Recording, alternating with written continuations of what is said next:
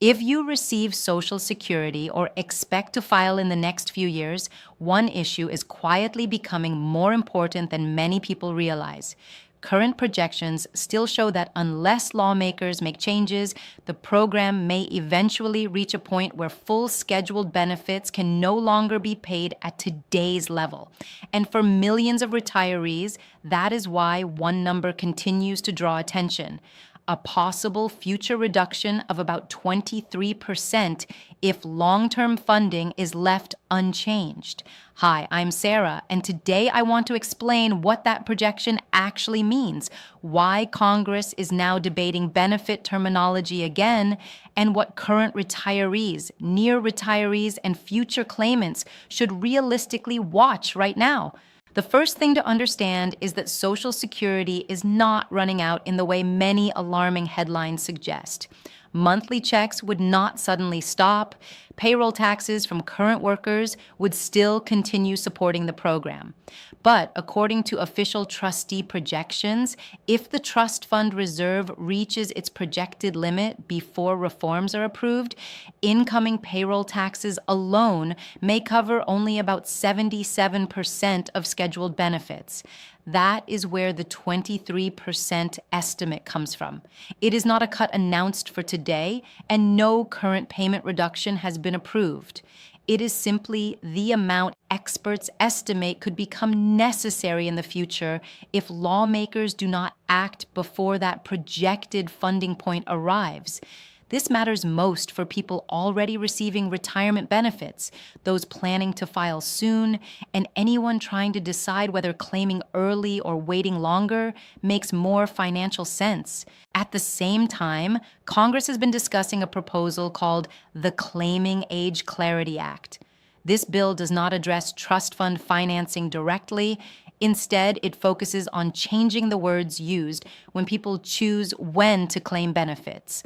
For decades, Social Security has described filing at age 62 as early retirement, filing at full retirement age as receiving the full benefit, and waiting beyond full retirement age as earning delayed retirement credits until age 70. Under the proposed wording, those choices could be described differently. Early filing could become the minimum monthly benefit amount. Filing at full retirement age could become the standard monthly benefit amount. Waiting until age 70 could be labeled the maximum monthly benefit amount.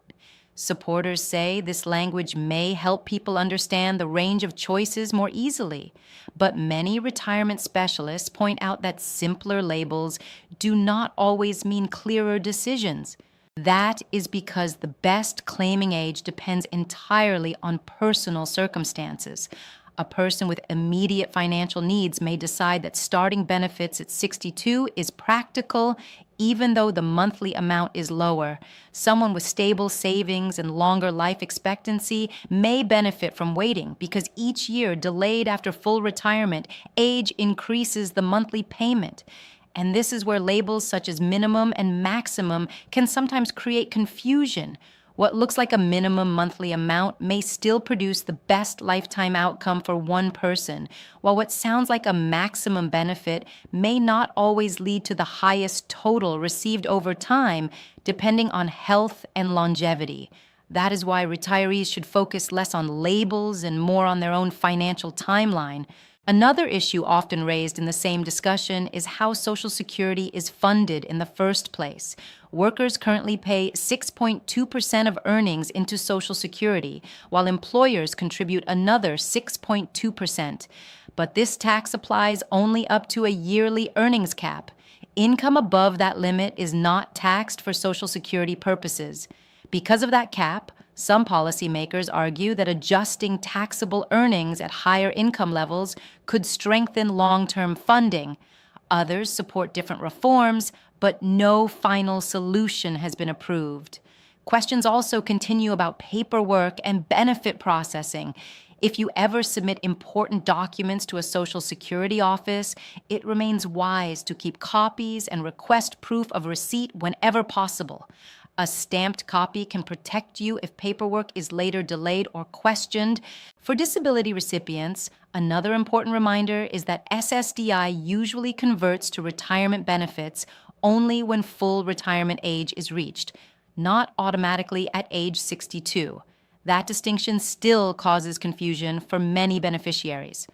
As of now, current monthly payments continue normally, and there is no announced change to current checks tied to this debate. What is happening now is a growing policy discussion about future funding and how benefit decisions are explained. The most practical step for retirees today is simple. Review your latest Social Security estimate, understand your full retirement age, and know how filing earlier or later changes your monthly amount.